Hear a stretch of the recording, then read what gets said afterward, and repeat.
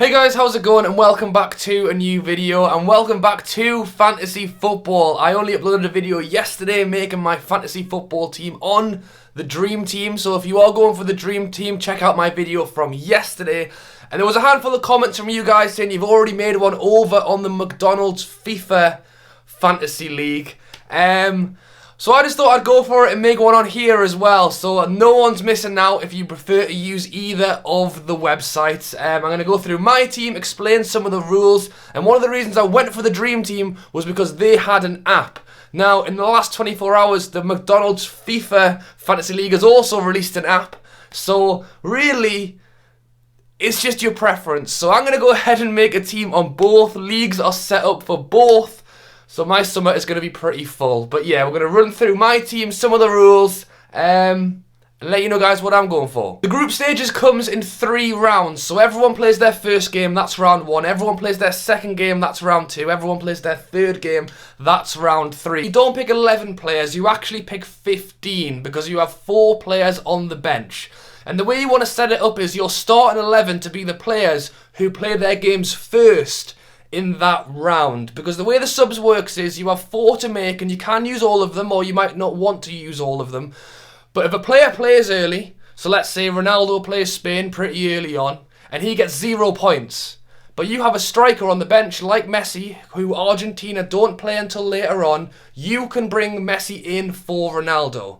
But you only get the points for those 11 players that are left at the end of that round. You don't get any points for the bench players, so it's kind of at your risk. If a player gets 2 or 3 points and you've got a player who doesn't play for a few days, if you decide to swap them round, but then that player only gets 1 point, that's the player you're stuck with, unless you maybe have another sub that can replace him in the final game. So you want to set your 11 up as per the fixtures and make subs as it goes on. And it's the same with the captain. If you put, again, Ronaldo as captain against Spain and he doesn't score any goals, doesn't really get many points, you can move that captaincy to someone else. And then if they get loads of points, just leave it. Don't change that captain, because it's the captain at the end of the round you get the points for. But it means you can keep changing that captain all the way till the final day of that round, like someone like Colombia who plays at the very last day of that round.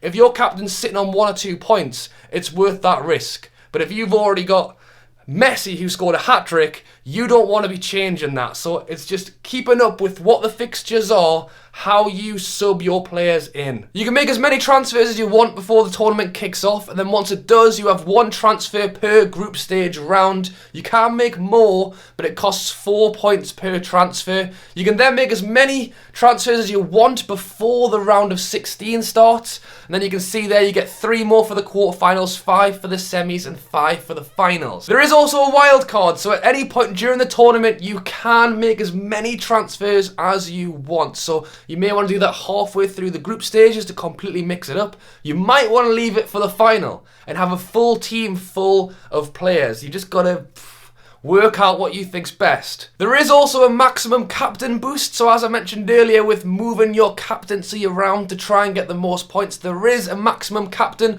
where regardless of what you do, the highest scoring player in your 11 will automatically become the captain. So if a defender ends up scoring 2 goals and gets a clean sheet, you wouldn't have guessed that.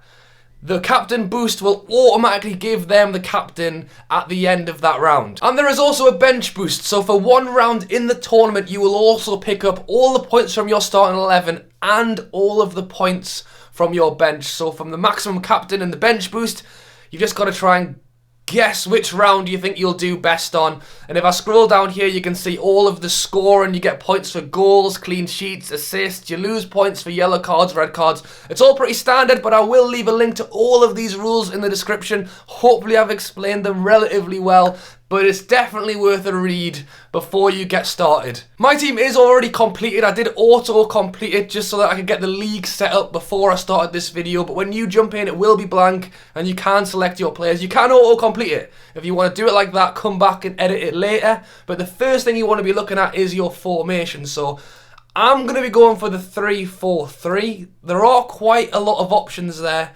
and as it goes on and you bring players in as transfers, substitutions off the bench, your formation can change. It's not set in stone, but just for starters, that is one I'm going to be going for. So when you're picking your team, you do need 2 goalkeepers, 5 defenders, 5 midfielders, and 3 forwards. You can't just have a bench full of strikers, so there is a bit of structure to it. But starting things off and looking at goalkeepers, I think the main thing is you want 2 goalkeepers who aren't playing on the same day, because if you get 2 goalkeepers in the same group that play on the same day, you have to pick one, and there's no chance of getting more points on that second goalkeeper. And it kind of works throughout the team. You want to be picking players throughout the group, so if they come in, don't get many points, you do have that chance to bring that sub on to replace them, especially with the goalies. Just don't have them so they're going to be playing on the same day. One at the start of the group stages, one at the end of the group stages. One great feature this website actually offers is the selected by option. So if you're not 100% sure who to go for, you can actually see what players other people are selecting. As you'd imagine, Neuer is top, followed by De Gea, Lloris, Courtois, but you can see all of the players and the percentage of how many people have picked them. Now, the 2 goalkeepers I've gone for is the Saudi Arabian goalkeeper, Al Muayyaf, and the Nigerian goalkeeper, Uzoho. Both keepers are set to start. They both only cost 4 million. So I have gone very cheap, but I am hoping I can put one in. If they don't get a clean sheet, I can try the other one. And you're just kind of hoping that one of them will grab you some points. I'm trying to save points to spend it further up the pitch, but it's up to you guys if you want to maybe go for a cheap goalkeeper as like a backup, and then get the expensive goalkeeper in that you are hoping should get a clean sheet. For my defenders, I have gone for Gimenez from Uruguay, Rodriguez from Switzerland, Hagzi from Egypt, Trippier from England, and Lovren from Croatia. I think the main thing I've concentrated on here is trying to pick players from different teams. Maybe not all teams that are necessarily going to always get a clean sheet, but because I'm only playing 3 at the back and I've got 2 on the bench, I can bring either of those 2 in when I want to. If one of them gets no points, I've got 2 subs there. You'd hope that I can get 3 clean sheets out of the 5, or at least get as close to it as possible. I've tried not to spend too much money. I think Hagzi is a very decent shout. He's only 4.5 million, West Brom defender. They are playing Uruguay in their first game, which isn't great. But then after that, the other 2 games against Russia and Saudi Arabia, I think they got a decent chance of getting a clean sheet there. So I think he's probably my best buy out of those 5. And then the other ones I've tried to not spend too much, but just try and pick players that I think are definitely going to play. For my midfielders, now you can see that De Bruyne is the most expensive midfielder, followed by Muller, Rodriguez, Eriksen, Kroos, Pogba, Ozil. They are pretty expensive, and I have spent a lot on my midfielders. I've gone with Muller, Coutinho, Eriksen, Carrasco. Only 6.5 million, the Belgian winger. He's one of the cheapest of the midfielders I've gone for there. And then I've also gone with Sanchez, you can see down on the bench, the Colombian player. You might remember him when he had his time at Aston Villa. I'm not going to lie, he's only 4.5 million, and I did just basically take him off the selected buy. A lot of people have gone for him. I'm guessing that's because he's a cheap player who looks like he will start now.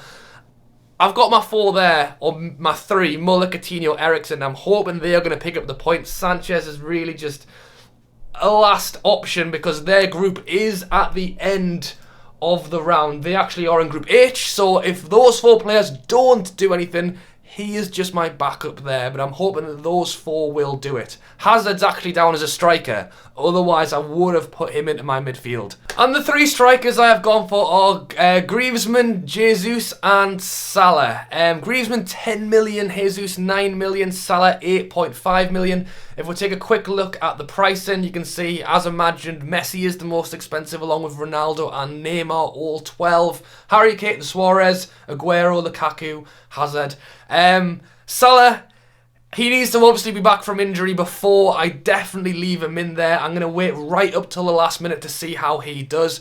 I might change around the midfield and defenders to look at affording Ronaldo and Messi, but because of the way I set the team up at the minute, I couldn't afford them. But I think Jesus is a very good bet, along with Griezmann, who is tipped to be the golden boot this year. And then Salah is expensive if he's not going to play, so we'll have to find out about that. And to select my first captain, my first player to feature, depending on his injury, would be Salah.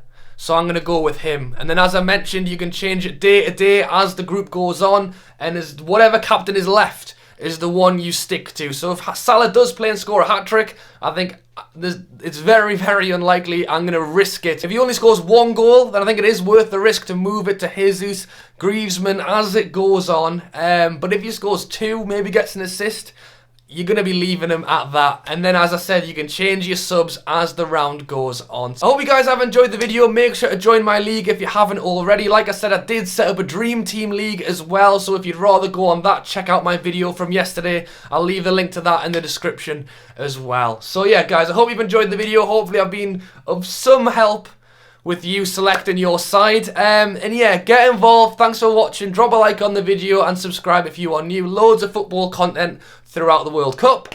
And yeah, thanks for watching. Catch you later.